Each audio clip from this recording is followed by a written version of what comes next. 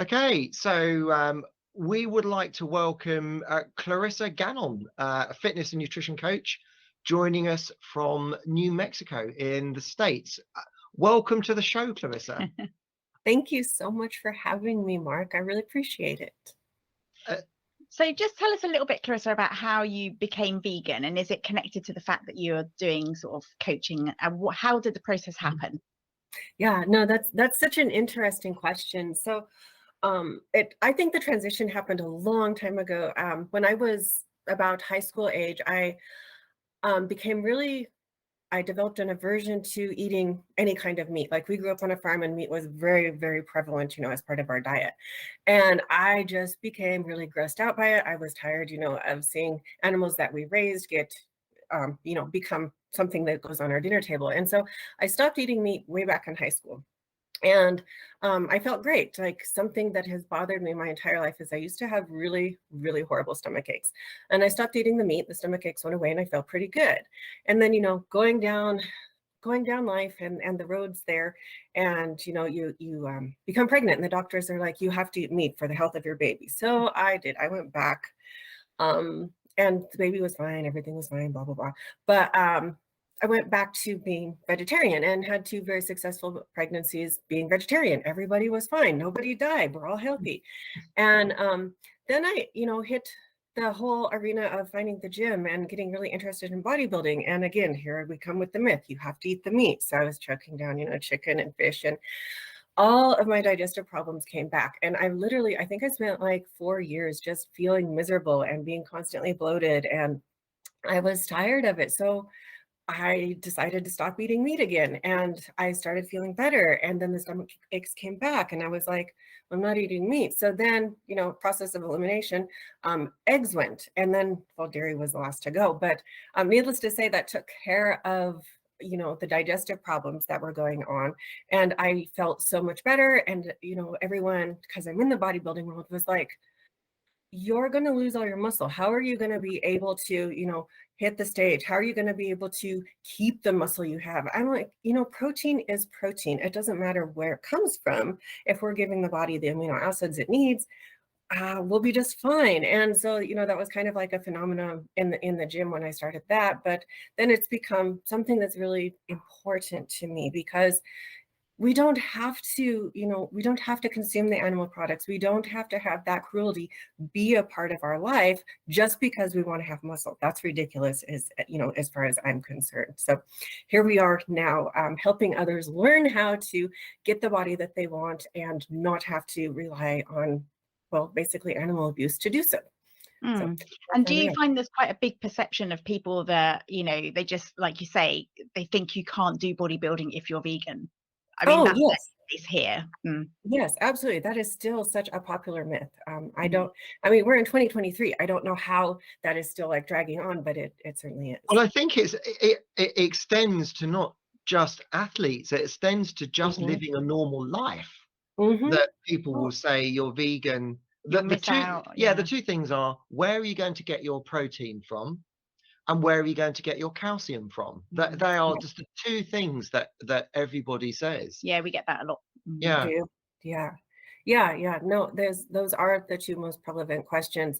The protein, and then too, because we work with women, it's always the iron issue, because we need, we have a higher iron requirement. We lose blood every month, and so we constantly have to be replenishing those stores, where men don't have quite that same issue with the iron. But honestly, my personal experience with eating vegan is that when I was eating meat, because the doctors wanted me to eat meat to be healthy, I was anemic. And when I switched over and became totally plant-based, I have very good blood levels and iron levels, and I'm not anemic anymore. So yeah, I had the same experience. I was, as a vegetarian, I was anemic, but my diet wasn't brilliant. And when I went vegan, I had to make more effort. I had to kind of understand the nutrition a bit better. And absolutely the same. I'm not anemic as a vegan at all, which is interesting. Isn't it? Yeah. I mean, there's so many foods have iron, like all of the plant-based foods, have a pretty decent amount of iron, and throughout the day it combines. And what's really interesting to me is when you're eating your iron sources from animal-based products, meat does not have vitamin C, and vitamin C is vital to, us being able to absorb the iron. but most of the plant-based sources contain the iron and the vitamin C. So you're getting, complete nutrition in one plant. So did you study nutrition before you were vegan, or did you go to that after being vegan? Yeah, no, that's a good question. I started a little bit before vegan, and I've studied so much after becoming vegan, and there still is a big gap. I think, as far as education goes, and certifications and what is available specific to vegan nutrition, but there really isn't any reason that you cannot take the information available on a standard diet and make it plant-based, because it doesn't change the nutrient of the food. Yeah, I'm with you on that. Yeah. Okay, cool. Thank you. Yeah, absolutely. So with the focus on women, why have you chosen specifically to work with women on vegan diets? What made you want to go that route? Women are not heard, and they're not seen. And the work that we do actually specifically with women is very, very in-depth. Like, we never give someone, here's your meal plan and here's your diet. That is not what we do. We're working on very deep levels of health. Like, we work through I lost my words, sorry. We do a gut test, so an actual lab test for our clients. We do a full blood panel for our clients, and then we also assess the health of the metabolism. And with those three things and having that data, we're able to help women understand, what was underlying health-wise that is, keeping them sick and unhealthy. And then because we have that specific information, especially with the gut test, we're able to help them, incorporate the foods that are going to heal their body and help them feel better. And when we've restored that foundation of health, then it's almost like weight loss becomes effortless for them, because we have a solid foundation again.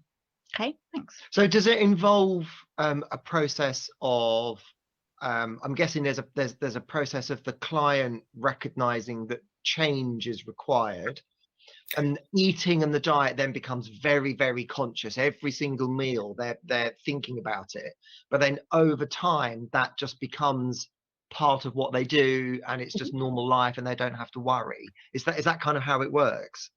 Yes, you're right. It does become easier over time. One of the things that we do with the clients is we have one of our coaches is also part-time a vegan chef. So she will meet with our clients and help them figure out, because with the gut test, we're always going to have to eliminate some foods for a while, to calm down the inflammation and let the gut heal. So she will meet with you and help you figure out, based on the foods that you can eat, based on your budget, what your meal plan should look like for the week, and help you find the appropriate recipes, or she'll make them because she's a chef. And that takes a lot of the headache out of it for the client, because then they have this plan right here. All they got to do is go to the store, get this stuff, and then they can come home and make their meals. And is there a classic or a kind of a problem that most people have, or something that just so many people do, and you see the same thing, you think, oh, here we go, they're making the same, they're doing that same mistake again? What is there, one of those things that happens really frequently? Yeah, that is a really good question. And I think, yes, there is, to answer that question.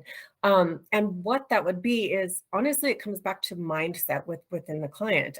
So generally what we see over and over and over again is that most women have kind of narrowed their food choices down to where they repetitively eat like the same foods. They don't branch out. So we don't have the diversity that we need in the gut. So that's going to cause, food intolerances and sensitivities, which really the client doesn't have that issue, but they kind of gave it to themselves by, constantly eating the same things and not getting that diversity. And then hand in hand with that, we see a lot of women that are exercising a lot and they're not eating enough to fuel their body. So then they have like this upside down balance in the body with cortisol and also with energy, because they're not intaking enough, compared to their output. And when we see those things happen with the cortisol and the energy, then it usually cascades over into also hormone problems. So we see the thyroid takes a hit. Estrogen generally gets to a place where it becomes dominant, because over time, the body is going to utilize progesterone to continue to pump out cortisol. So they really can work themselves into, well, like a very big upside down hole, but we see it all the time. So it's super common. And so at what point, so is this for athletes and people that are training? We do have some athletes, yes, but probably 85% of our clients are just regular lifestyle clients. Oh, okay. But they, So this happens with people on regular diets and lifestyles as well. I guess also, absolutely. you talked about being a mum. There's probably a lot of people who get into bad food choices just because it's easier for the family to eat a certain way, or they just, they don't want to cook 2 meals or that kind of thing as well. Is that right or not? Oh yeah, absolutely. There's a lot of that. And I mean, even I have been guilty of that in the past because it's like, the family likes these few meals. So we'll, just rotate through those. They are easy, that your family's going to eat them. So I really try to work very hard throughout the rest of my meals for the day and making sure that I get that diversity that I need in my gut. Yeah, I mean, being busy is the biggest obstacle, isn't it, to people making good food, I think, because either you resort to buying it in or you resort to just having beans on toast or pasta or, because it's quick. And we're all busy people, that's one of the problems, isn't it, that we don't have a lot of time to cook well sometimes. So if someone is lacking that diversity, what advice do you give them? Is there some generic advice that you can give to people to get that wider range? Yeah, so really it's just eating more food. So, head out to the grocery store, see what vegetables you're not eating, bring one of those home and try it. And then, repeat that process, well, for a few weeks until you have, incorporated more diversity into your weekly nutrition. And it's really just branching out more. So, like I said, trying the different vegetables, trying different fruits. There's so many beans available.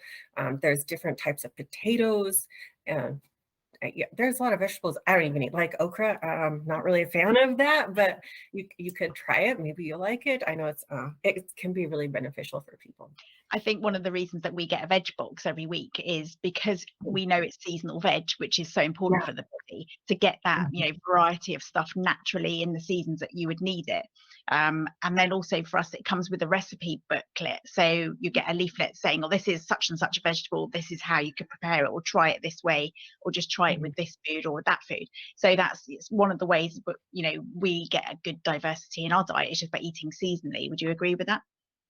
Yes, I think that's fantastic. And the seasonal foods are going to be higher in nutrients too. Like you can literally go to the store and get, what did I see? Strawberries yesterday. They're not going to taste good. They're like, it is not time to buy strawberries. So yes, you can buy them. Are they going to be very nutritious? Probably not. No. I think the other thing that certainly for me, having a veg box is that if I was just sort of thinking a few years ago, if I was left to my own devices, I would have gone to the store and bought potatoes, carrots, perhaps broccoli, parsnips, and just what I knew. Whereas having a veg box, we would have purple sprouting broccoli, we'd have calabrese, we'd have all sorts of different veg that I would look at it and think, Jerusalem artichokes. I would never go to the shop and buy those. What are they? And then you get exposed to different types of food and different a range of diet, and then think, oh, that's quite good. How can I cook with Jerusalem artichokes? And we quite advocate vegan food being organic vegetables because for us it's quite important that we get that nutritional balance that you don't necessarily get in a sort of standard farm setting. But would you say that generally organic vegetable is better for you than an ordinary one, or how do you stand on that? Yeah, no, I'm so glad you brought that up. I agree with that 100%. I think often actually with a lot of the food intolerances, it's not that someone has an intolerance to that food. I think, and our FDA is horrible here. I think you guys have a much better practice over there. But I think a lot of the times, whatever the seed has been treated with is actually what the person is responding to, not the food itself, because things have been so there's so many chemicals involved with it anymore. And you don't see that in the organic version. How is the sort of kind of organic food movement in the States? So are you able to get good quality organic vegetables quite easily? Yeah, we have a couple of really good stores close by. And then there's also a local farm that will do like a vegetable and fruit delivery once a week too. Oh, that's cool. Yeah, that's good. Yeah. So give us an idea of your kind of daily eating plan, because obviously you're a working athlete. That's, you're going to have a slightly different diet to the average person, but just have a run through like what you would normally eat in a day as an example of the kind of foods that you're eating to keep healthy. Yeah, so I eat a lot, which isn't, I mean, I feel like it's a lot, but really it's not that much. I have clients that eat way more than I do. So props to them on keeping their metabolism super high. But yeah, no, I normally will have a small, like I love the soy yogurt. I'll usually have a small serving of that before I go work out in the morning because that's like a wonderful balance of protein and carbs and is super fast digesting. So I can have that, you know, at 5 o'clock in the morning, hit the gym at 5:30 and I'm good to go. So that's what I do. And then when I come home, I'll usually make a big bowl of oatmeal.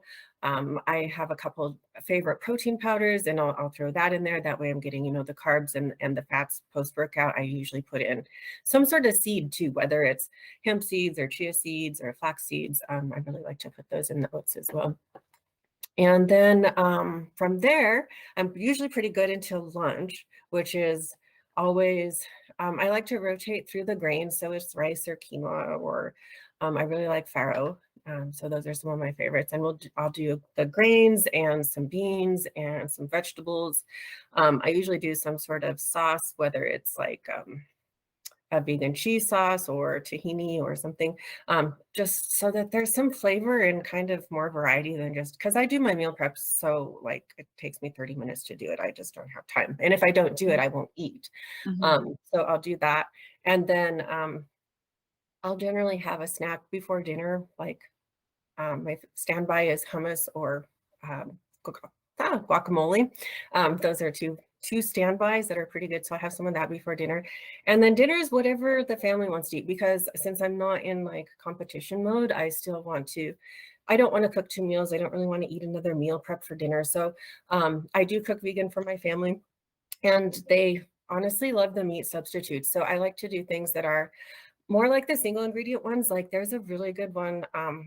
It's like they're all dehydrated. So there's the pea protein crumbles are really good. The soy curls are good. And then there's a really good one that I get, is based from Australia. It's looks like shredded chicken, but it is amazing. And it's just like mung bean protein. So I absolutely love that. Okay.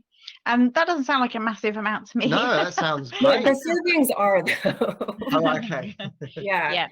I could never do the whole, you know, eat a tiny meal every 2 hours. That would drive me nuts. So no, my servings are pretty big. And what if you were in competition mode? So if you were, you know, competing, what would you eat then? What would be different? Yeah. So the pre and the post workout stays about the same because I have to fuel the workout, right? And then throughout the day, I mean, it's not relying, carbohydrate targets are going to go down because that's the most expendable nutrient. So with that going down, I need to make sure that I'm still hitting protein. So I won't have as many beans. I will use more of like the pea protein crumbles or the soy curls. And, you know, pairing those more so with vegetables.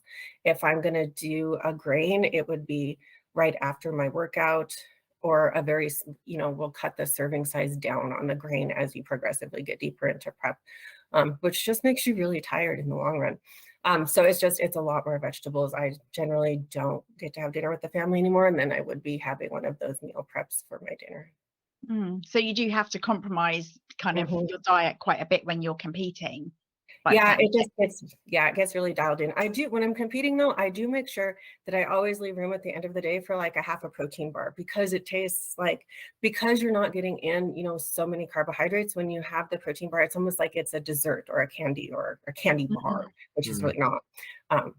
But I make sure that I leave that in, and that just helps with adherence, but it also helps you mentally too, because then you don't feel like you're missing out on things. Yeah. One of the things that you mentioned early on was iron intake, particularly for women. That would be, and that could be quite useful. What would your advice be to make sure that the iron intake stays at the level it needs to be? Yeah. So my favorite is chocolate protein powder, and then just adding some dark cocoa powder to that, like the cacao powder, because iron, like gram for gram, is the highest, or the cocoa is gram for gram is the highest plant food containing iron. So prioritizing that, like when I have my oats in the morning with the chocolate protein powder, I don't have to worry about hitting iron for the rest of the day because I've got it pretty much taken care of with that one meal. So that is always my go-to. And then otherwise, I mean, it's just all of our green vegetables have a pretty good amount of iron in them. And even the beans do too, like the pinto beans, the black beans, they have iron. So this is just regular cocoa powder. Yeah, It's high in iron. I mean, that's very that's like a dream. It's like, I mean, to make smoothies with cocoa, with banana, chia-seed. Yeah, some chia-seed, peanut butter, plant-based milk. I noticed that your diet, Clarissa, is quite low in fat though, isn't it? So that's to keep you lean, presumably. You don't need fat to kind of feed the rest of the nerves and things like that. Right. Yeah. We have to keep fat. We generally, and well, like where I am right now, I try to keep fat at like 35% of my total diet, daily intake. When we're in prep, the fat does drop down to about 25%. We don't ever go lower than 25% because we need that amount for hormone production. So maybe that's, I'm just wondering how that works in energy terms. Like, how do you get your energy if you're not eating enough energy? I don't know. You tell me. Perhaps you know more about it than I do. Yeah. No, if you're dieting, your energy is going to be lower. If everything physiology wise is working properly in the body, then when you go into a diet, you drop that food intake and you've hit that deficit, then what the body does is it's supposed to turn to your reserves. So like burning through body fat. What happens sometimes though is that energy gap is too big and it is a big stress on the body. And at that point, then the body is going to not preferentially burn fat. And because fat burning is a hard process for the body. And so it's easier for the body to then pull from our muscle reserves to convert that into energy. So it will do that. I mean, our body's sole job is to keep us alive, and it's going to do that by whatever means it can. And honestly, whichever means is easier. Yeah. Okay. So you also mentioned supplements, that you have a sort of range of supplements that you work with. So presumably ideally people would get a full nutrition sort of palette from their food, but give us some examples of when you think that the supplements are useful. Yeah. Supplements, I think we have a similar view in that, they're exactly that. They're supplements. So they're to fill in gaps, or, provide a specific outcome that can't be achieved through something dietary. So what I generally recommend is, yes, address the nutrition first. Like if you're coming in and you're in a steep deficit and you want to add supplements, I'm going to say no. I'm going to say, let's fix your food first, because you can be like so amazed at what your body can do. Like when you provide the nutrients that it needs, a lot of issues can go away. So things that we generally do recommend is a protein powder if it helps you hit your protein target. It can take a lot of stress off for people, and there's some really good ones out there now. So that can be useful. And then just like the standard things that vegans really can't get, like we do need vitamin D. We can't get it from the food. I think the only food that has vitamin D is mushrooms, and you'd have to eat a lot of them. So vitamin D is generally very useful. And then the B12. And I mean, you can get B12 from the nutritional yeast, but if you're not doing that, consistently and religiously, it's probably a good idea to add some B12 as well. So those are just the standard supplements. Everything else is really just to, fill in a gap, like we're not getting it from the food, or if we need something to produce a specific result. Okay. And give us your favorite vegan recipe. So what do you go to when you just need something nice, or you just think, oh yeah, I really need a good, well-balanced kind of meal? What would you go and cook? Something with broccoli. I love broccoli, and it always makes me feel so good. Yeah. Yeah. So like, honestly, like roasted broccoli is probably one of my favorite things because it gives it, well, like a different texture than steaming does. And honestly, when I cook it to go in my meal preps, it is just steamed because it reheats well. Roasted broccoli doesn't reheat very well. So some roasted vegetables, probably potatoes. I started loving potatoes like 2 years ago. I don't know why, because I was always about potatoes. But yeah, so those are one of my favorite things. And then the pea protein crumbles, I love those. So they are completely unflavored, and you can make them whichever flavor you desire. So I usually like to make those with usually some kind of tomato sauce to kind of bind them together, and then just seasoning however I feel like seasoning them for the day. So I'm super simple in how I like to cook anymore. I just it doesn't have to be complicated, does it? You know, your stir fry can have like 10 vegetables in, and just, you know, like you say, you just add some spices, and that's a perfect meal with some rice or quinoa or whatever. Yeah, exactly. And do you eat tofu and tempeh as well? I don't really care for tempeh, but yeah, I do eat tofu. And seitan? Do you make seitan, or I have do. seitan? Yeah, you've had some success with making it. Yeah, I you? quite like making seitan. Yeah. Okay. And what about any sort of, I was going to ask you, I know you've mentioned the pea protein things. Do you have any sort of substitute dairy products in your diet? Yeah, so I really do like the soy yogurt, just like the standard one.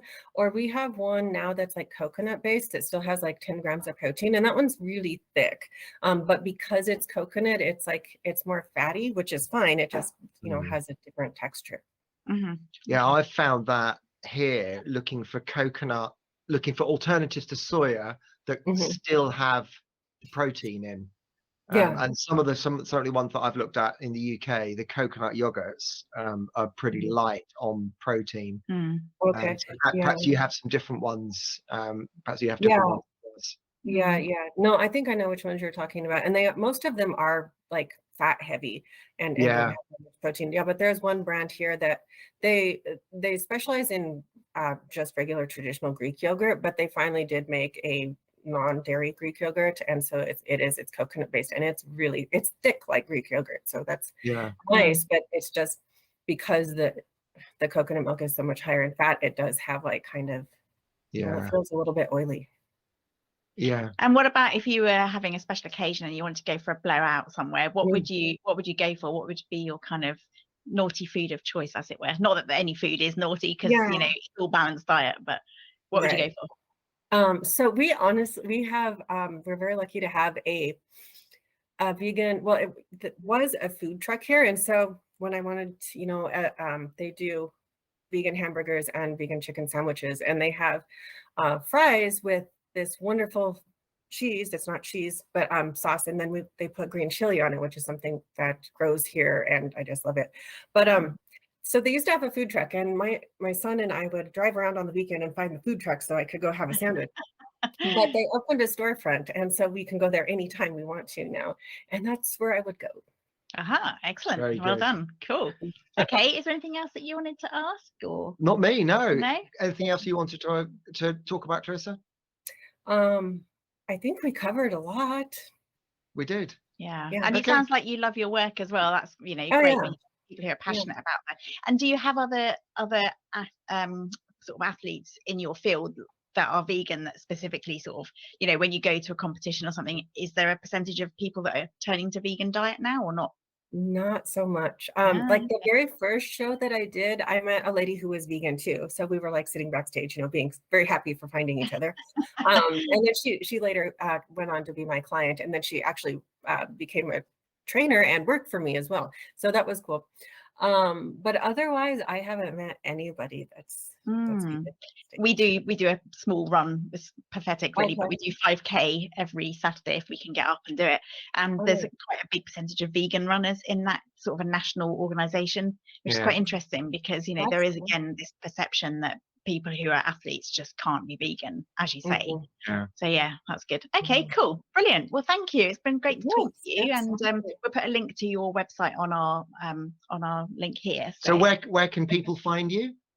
Everywhere. So we have our website, Vegan Fit for Life.